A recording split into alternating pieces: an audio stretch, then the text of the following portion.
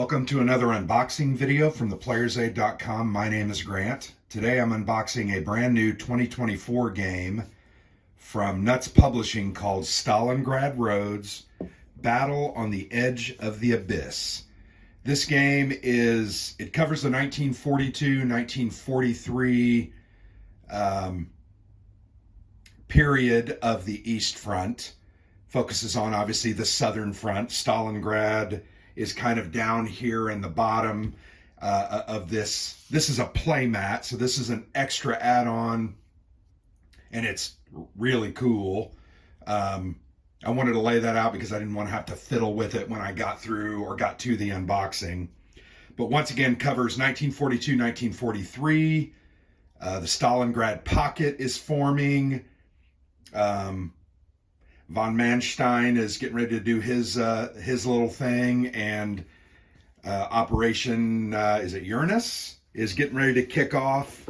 Here, let me just double check that before I screw it up and make myself sound like an idiot. I can't really see it. Well, maybe I spoke too. Operation Mars, sorry. I said Uranus. Operation Mars. I will say this, the game is really focused on the Soviets have a lot of counterattacking and attacking. In fact, the way the game works, there are offensive chits. I think the Soviets have one major and then two minor, so they have more than the Germans do. So the game is really focused on the Soviets kind of pushing back. There's kind of a game within a game. I was reading about this. The Stalingrad pocket, you work to keep them in supply by providing them airdrops with Ju-52 aircraft. Kind of a cool concept. I can't wait to see what that's about. But the game is designed by Nicholas Rydant, and this is actually the third game in the Roads series. I think it's Liberty Roads, Victory Roads were the other two, and I think those are published, if I'm not mistaken, by Hexasim. But this one is by Nuts, and frankly, it looks really good. I've seen some other wargamers playing this on social media, and it looks really good. I'm pretty excited about it. I think there's 4 or 5 different scenarios, so there's a lot of different options. And as you can see, this playmat is really nice. I want to just give you a look at it. Here's Rostov, the Sea of Azov. Stalino is here. Kharkov is up there. Here's Stalingrad, as I said, down on the bottom of the map, right around here. So those are some of the major points. And then there's a lot of other kind of minor points here on this board. But it's really nice. It's a neoprene style roll up. So you roll this up. It's actually very thin. So it's not going to be as heavy as maybe it could be.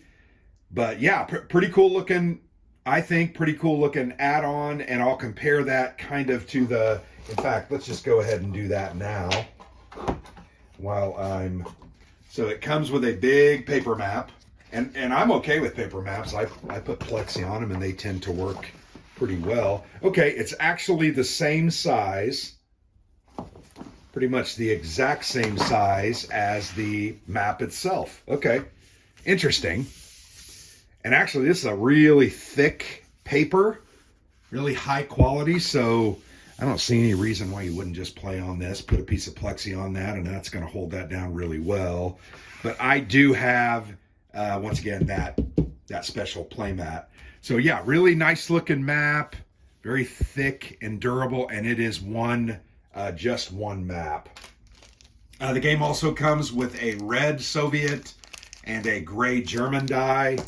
Always good to have colored dice. We'll probably use our nation-specific symboled dice. Those are always fun. So let's go ahead and check out the rule book. This is a huge rule book. Not necessarily size-wise, or I'm sorry, page-wise, but size. This is legal size. But yeah, it very, very nice, full color.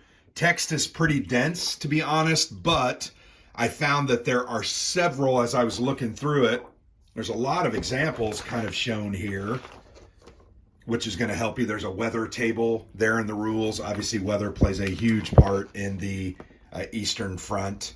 Kind of another example of some command range, Operation Mars, progress phase, movement and combat. You see there's a lot of dense text. Overall, the rule book is 28 pages. Here's that weather table again and the combat resolution table. It's odds-based. Here are the different scenarios. There's a full campaign. There's the backhand blow, von Manstein's backhand blow. Scenario number 4. Scenario 5 is star and gallop. And then there may be a couple of others. I'd started there with that campaign. Backhand blow, the full campaign. Operation Uranus. Wintergewitter. So yeah, there's multiple scenarios plus the full campaign game. We'll probably definitely try to play one of the smaller scenarios just to get the rules down. But yeah, really nice looking rule book. Like that it's full color. This game also comes with multiple player aids. Here we've got quite a few. There are Axis and Soviet, and then there are generic player aids. So here's these are the setup cards for reinforcements. So this is the Soviet one, single-sided. Here you have for the campaign game, Soviet setup, not just reinforcements, but the setup card itself. Here we have the star and gallop scenario, setup card for the Soviets. Scenario backhand blow, Soviet setup. So there's quite a few of those. And then here is the Soviet-specific player aid. It has a holding box for your Stavka reserves, a couple of charts. And then on the back of it is the backhand blow scenario card for the Axis. So that's different. And then you just have some Soviet support markers, another Soviet play aid with some different information, more of the scenarios, but now the setups for the Germans. Some of these are two-sided, some are not. Here you have a Axis player aid with eliminated units, available support units, withdrawn units, and then some reminders about German superiority. Here we have a smaller scenario, the Wintergewitter scenario, another Axis player aid. So a ton of player aids, and you can see here is that combat resolution table. So they definitely provide you a lot of paper. And there's nothing wrong with that. I'd rather have too many player aids than not enough. My only comment would be is these are a little bit flimsy. I feel like they're going to get destroyed fairly easily. And then you got the terrain effects chart there on the back. A couple of counter sheets. And the counters are extremely simple. To me, from a design perspective, I think they look pretty good. They've got NATO symbols for the infantry, and then you have the silhouettes for the different armored units, 19th Panzer, 7th Panzer, 7th Panzer, 3rd Panzer, etc. And then over here you have the Soviets, same thing. Infantry have NATO symbols, and then they have the tanks. These guard units down on the bottom, these are guards units. Just some other reinforcements. These are probably, say, Hungarian or Italian. I'll have to read through that, just trying to place those colors. But very nice looking, double-sided counters. I just kind of put my finger through that, but these are going to pop out really nice. They are tiny, and they have the side nubs, but I don't know if I'm going to clip those. Those look pretty good without clipping, and they're kind of on the thicker side. So we'll yet to be seen if I will go ahead and clip those.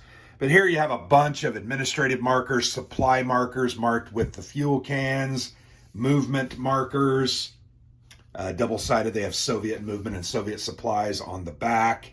You have some additional units. You have some OKH chits, some leader chits here, surrender, PAC 88s. You have a Tiger unit here, and then these are supply shortage for the Soviets. But yeah, you have a whole bunch of administrative units as well. Here's the different Soviet counters. Stalin, Leyashenko, Nokovav, Order 227. And then I mentioned to you those J52s that you're going to be trying to keep the Stalingrad pocket in supply. There those are. They look really cool, really sharp. Kind of the back side, much different look than the front side, but really nice counters. Those are actually really, really nice.